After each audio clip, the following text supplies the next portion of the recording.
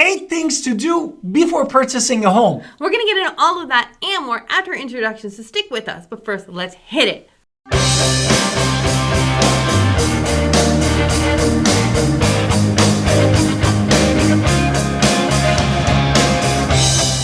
Hi, it's Alan Vitor. Welcome to our channel and podcast. And if this is your first time in our podcast and YouTube channel, make sure you subscribe and get notified. I'm going to call text all the time at 252-327-3357. We love talking to you. Do not be shy. Also, don't forget to get our buyer's guide and seller's guide in the description below. Exactly. And today we wanted to deep dive into these 8 items that you definitely need to consider before you start searching and purchasing a home. So we're going to start with a really quick introduction of ourselves. So what we do, we're both real estate agents. He's Al, I'm Victoria. We're looking to make sure that you become a homeowner to where you can have save time, money, reduce stress, because we are here to help you guide through the process. We want to make sure that you're buying the home in the correct, so you have breathing room and we're having fun with it. Exactly. And the first item after that we wanted to talk about is identifying the right location. No? Right. So what is the right location? Okay, so it's going to be depending entirely on you and your loved ones and your family needs. Like for us, when we had a family, we had children. Our kids were young when we purchased our house, so we're here. They're still young. So this means for me, schools were super important for me because I understood what schools I wanted to be near.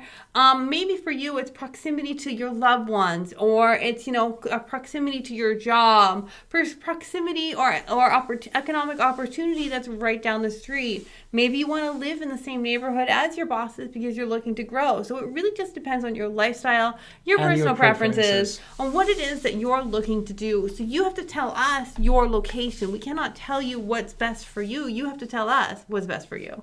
Exactly. The next thing basically is choosing the right community. No? Right. This goes with the last one, but it's a little different. It's a little different. Right. What is the differences between that and this one? Now, understanding, for step one, if you're an HOA, if you're like, oh, I hate HOAs, the question really isn't what is it about HOAs that you want? This is not necessarily golf course community in New York where you're paying $2,000 a month, or Florida. When we have a $300 a year HOA, is that really going to change everything because they're out there working the ditch or something? So understand why it's different in every state.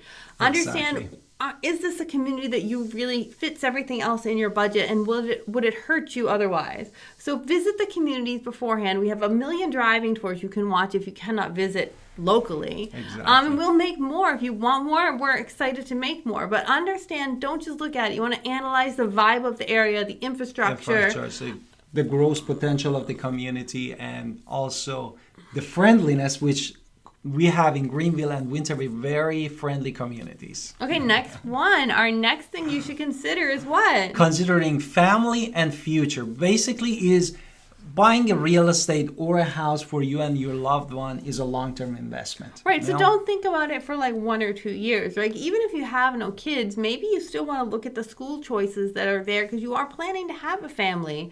Or maybe you need to be near something that's child friendly, or maybe you need to be near a senior center and a senior communities for you to go play, bingo or something, or go join us at the pool. Yes.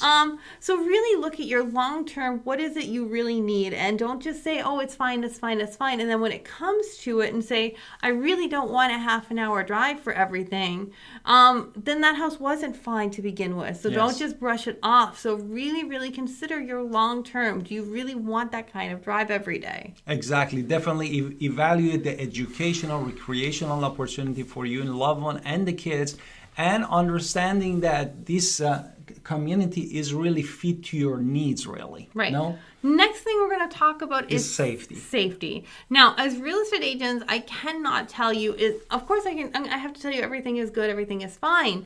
But it's your job as a home buyer to tell me where you definitely don't want to be. I know when I was moving around, Allison laws were real. I could look up where the sex offenders live. I could understand proximity. I could go online and look at the crime rates near areas. And do I want to live near these certain things? So I can look this stuff up myself. So safety, of course, is important. The other thing you need to look at is amenities. Like how far are you from the grocery store? Exactly. Are you okay to drive an hour to a grocery store? Not that we have an hour away. We don't have. I mean, unless you come and tell me you want to live in the boonies, and that's different. But you also want to look at recreational stuff that we were talking about. How proximity close are they to your lifestyle? Because if you're a golfer and then you're nowhere near a golf course, it's not going to make you happy to be in that home. Exactly. Therefore, the next one is really evaluating commute and the daily life, which we're going to go back. Some of you, maybe you have a remote job that is perfect. You don't need to commute, but some of you definitely need to move every day. And that's distance after one, it become cumbersome, no? Right. No matter where you live, people complain about the traffic, but 100% understand what the commuting time is to that house that you're considering to buy. And then if you have to go into the work, you have to consider that. Also, traffic conditions. Psychological health, basically. Absolutely. Because you have to understand your needs and your commute. So that's something super important. What's the next thing? And the next thing basically is the cost of living. This is super important. Maybe we should have putting it the first one.